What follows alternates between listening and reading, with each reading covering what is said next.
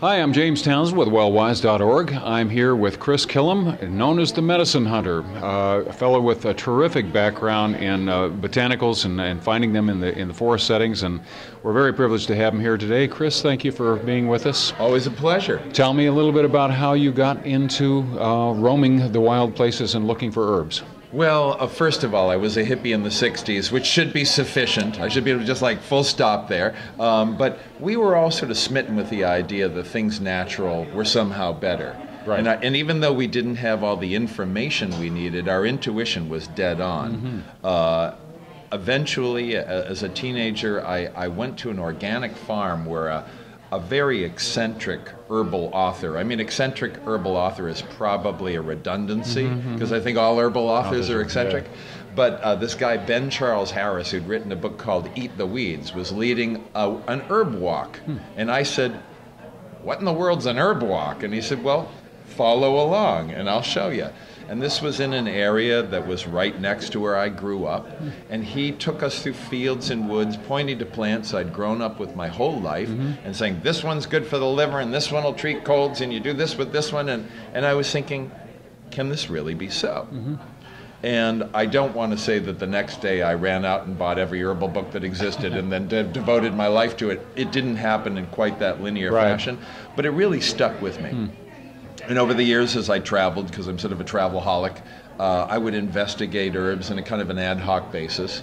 And then in '94, I started doing that. I'd been involved in the natural products industry for many years, but I started just investigating plants in foreign countries on behalf of different companies full time, and eventually started to call my business Medicine Hunter and myself Medicine Hunter, because I thought, okay, Americans like action superheroes, this will stick. Yeah. And so that's kind of how it happened. Good branding, yeah. Yeah. Well, give me an idea of what kind of herbs that you were finding for what companies and for what purpose.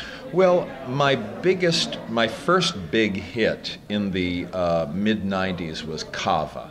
I went to the South Pacific, to the Republic of Vanuatu, which is a really idyllic, beautiful, tropical paradise kind of place. Also the epicenter of kava. Kava is a plant in the pepper family. The roots are used you pound the roots, you mix them with water, and you drink that mixture, and it produces an immediate, profound, tranquil effect. Not disorienting, not drunk, not hallucinogenic, but tranquil. You drink this stuff and you go, oh, that's nice, And drinking kava is part of kinship and community. Every afternoon, the joke is, what time is it? And somebody goes, it's kava time. Everybody just turns around from their work. They go off and they set about making kava. They sit in there and say, hey, I saw you out fishing today. What happened? He said, oh, it's a giant sea turtle. I tried to get it. I missed, but I got a tuna. Basically, people use that time to tell each other about their day. Yeah. And so it reinforces community. Nobody goes off and drinks kava by themselves. But it has outstanding anti-anxiety properties. So I brought knowledge of and information about kava back here, which had been in the United States at previous times, but really wasn't known then. And that became a huge hit, and I was fortunate to get a lot of good media, Wall Street Journal, New York Times, etc.